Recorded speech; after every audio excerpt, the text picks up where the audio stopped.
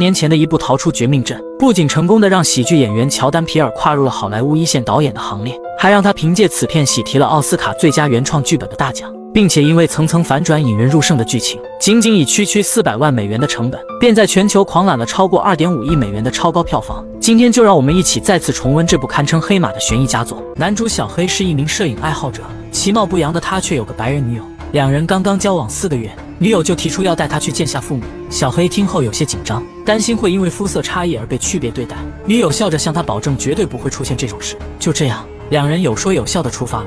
在路上，车子意外撞死了一头鹿。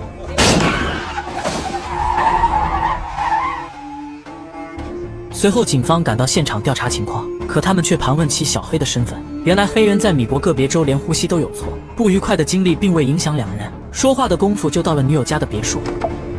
院子很大，而且还非常气派，迎接的父母也表现得十分热情。从谈话间能看出他们没有肤色歧视，这让小黑放下心来。但很快发现了奇怪的事，别墅里有2名黑佣，女佣笑起来像主页里的鬼笑，而男佣却是充满敌意和冷漠。之后一家人坐在室外畅谈，女友爸爸看到小黑烟瘾发作，说这是一种陋习，并提出可以帮助戒掉。原来女友妈妈能通过催眠让人改变心智。小黑听后婉拒好意，表示自己可以戒掉烟瘾。女佣走过来给大家续杯，可在为小黑倒水时，她的眼神突然变得失焦，仿佛间好像失去了意识。Why don't you go lay down? Just get some rest.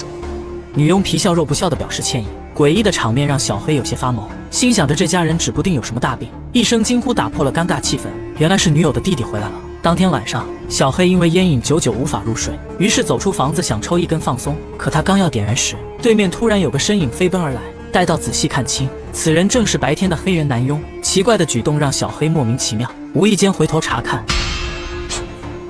女佣不知何时来到窗边，正抚摸着秀发看着镜中的自己。这一幕将小黑的烟瘾吓得精光，跌跌撞撞撤回了房子。刚进门看到女友妈妈坐在客厅，还招呼让他过来聊天。 Come in and sit with me, please.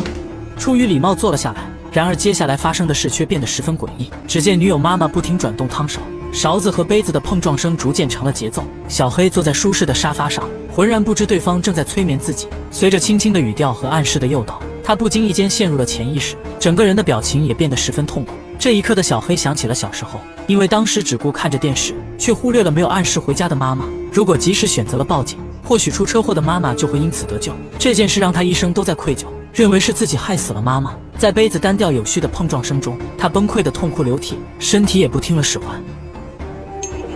Now, sink into the floor. Wait. Sink. 望着渐渐远去的女友妈妈，小黑清醒无比，却又无可奈何。此时的身体和灵魂已经彻底分离，任凭怎么呼喊都无济于事。第二天，小黑突然醒来，发现昨晚的经历不过是梦境而已。直到在院子里遇到了黑人男佣，他致歉昨晚的夜跑吓到了对方，言语中还对女友的身体评头论足。小黑听后觉得这男佣很不对劲，也意识到昨晚的经历是真的。当他在掏出香烟时，果然没有了抽烟的欲望。回到房间的小黑将此事告诉了女友，并要求和他尽快离开。这时外面来了一群特殊客人，原来今天是女友家1年1度的私人聚会，他们无一例外全是白人，而且个个都是有名的顶级富豪。在热闹的聚会上，格格不入的小黑发现了奇怪之处，到场的人全部都是老头老太太，每个人看起来十分开心，丝毫没有疾病和衰老的困扰。除此以外，他们对小黑的出现称赞有加，不仅夸他长得帅气壮硕，还上前抚摸肌肉赞不绝口，看似是一种友善的热情，但对小黑而言却有些不自在。为了缓解现场尴尬，他拿出相机想拍些照片放松一下。就在这时，有个黑人宾客出现，熟悉的肤色让人格外亲切。小黑赶忙上前打招呼，然而这个黑人不仅身体僵硬，目光呆滞，还透着一股说不清的感觉。刚说上几句话，有个老女人走过来，举止亲密，看得出他们应该是情侣关系。当用黑人特有的拳头告别时，对方回应的却是握手。小黑不禁有些疑惑，这个黑人不仅穿着白人服饰，而且言行举止也不像黑人，可他真的就是黑皮肤啊？带着疑问的小黑折回房子，他想给自己的好友打个电话，可当他刚刚走到楼上，楼下的所有人瞬间噤声，然后全都竖起耳朵聆听楼上的动静。此时的小黑发现手机充电线被人拔了，女佣走过来说是自己不小心碰掉的。小黑说好吧，我不会打你的小报告。然而女佣则回答 I can assure you, I don't answer to anyone. 小黑诧异这句话的同时，女佣出现了无法形容的表情。这一幕吓得小黑差点原地去世。随后，小黑将经历讲给了做警察的朋友小胖。小胖听后说这里面肯定存在猫腻，并让他将黑人宾客拍过来查下底细。为了搞清楚事情真相，小黑来到楼下拿出手机偷拍，可没想到闪光灯出卖了他。尴尬的一幕让大家纷纷侧目，看到闪光的黑人却突然鼻子流血，然后神情变得急促不安。只见他激动地冲过来抓住小黑，并大声呼喊让他赶紧离开。这到底是怎么回事？本就懵的小黑更加懵了。之后女友爸爸说这是癫痫发作导致的，可小黑根本就不信这套说辞。女友见状拉着他出去平复情绪。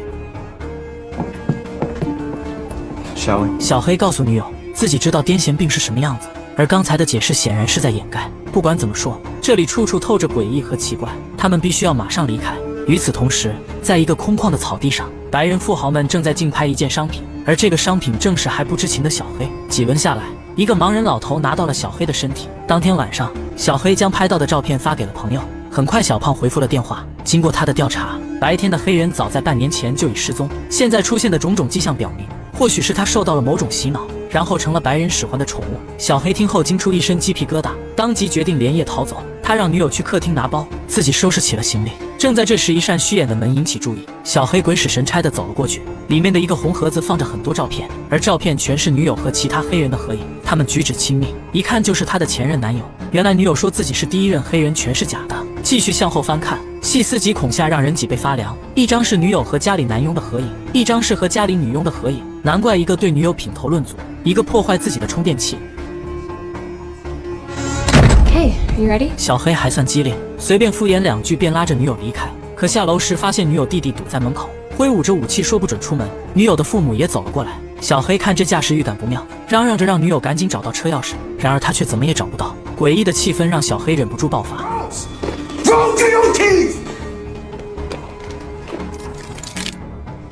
You know I can't give you the keys, right, babe? 果然这一切都是个阴谋。小黑气得说不出话来，他刚想突然发难跑出去，但女友妈妈敲响了杯子，瞬间将他催眠放倒。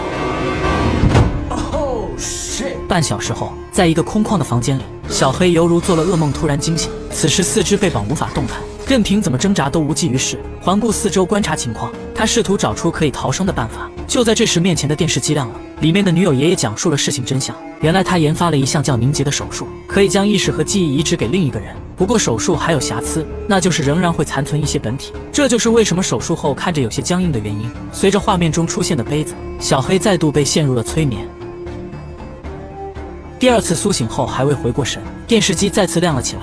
这次出现的是一个盲人老头，他告诉小黑等下就要进行手术，不过做之前必须经过3个步骤。第一步是了解真相，第二步是买家和宿主沟通交流，毕竟两人以后要共用同一个身体。第3步是深度催眠，之后会被推上手术台。听完这一切的小黑生无可恋，想不到自己有天会走到这个境地。这时被他抓破的沙发棉花露了出来，小黑随即想到了好办法，画面中的杯子再次敲打，小黑又一次被瞬间催眠。几分钟后，女友的弟弟推着车子来拿人，当他将镣铐全部解除时，小黑猛然起身并砸死了对方，取出耳中的2团棉花。从这一刻，血腥的复仇模式全面开启。他先是拿着鹿角捅死了女友爸爸，然后路过客厅反杀了女友妈妈，顾不上去寻找万恶的女友。小黑找了辆车子准备离开，可女佣不知从哪儿冒了出来，躲闪不及被车子撞飞数米。童年的阴影让他不想再有后悔，无奈之下将女佣救上了车子。与此同时，女友正戴着耳机听着 DJ 寻找新的目标，而身后墙上挂满了历届被卖掉的男友。女佣的尖叫声惊醒了她，随后端着猎枪冲出了房间。Grandma. 原来女佣是被移植后的女友奶奶，而那个男佣是被移植后的女友爷爷。醒来的奶奶知道小黑毁了自己的家，她愤怒地想杀掉这个男人。剧烈的争执中导致车子撞向了一棵树，奶奶当场死亡，小黑则身受重伤走下了车子。这时女友端着猎枪追了过来，可她并不想杀掉这个猎物。爷爷飞速冲过来将小黑扑倒，用尽全力就要痛下杀手。危急时刻，小黑想到了闪光灯，打开的瞬间让黑人短暂夺回了身体。只见黑人转身骗过女友手中的武器，然后对着她的腹部开了一枪。小黑被突发的一幕感到震惊，紧接着黑人选择了当场自尽，或许是他不想再这样苟活下去。这下好了，女友一家人全军覆没。颤巍巍地站起身子，发现濒死的女友正在摸向猎枪，小黑毫不犹豫阻止了他。这时女友想通过爱情感化对方，就当小黑心软的想要施救时，一辆警车赶到了现场，女友急忙招手喊救命。小黑预感不妙，率先投降，因为这样的场景多一个动作就会被枪杀。然而下车竟然是好朋友小胖。原来小胖一直联系不上，所以查到了这里。幸亏及时赶到，唤醒了小黑。在女友绝望而又无助的眼神中，小黑坐上警车，消失在了黑夜中。至此，本片结束。讲真，第一次看的时候十分震撼。导演引入种族问题与惊悚题材结合，既讽刺了白人为了利益的丑恶，也宣示了黑人绝非好惹。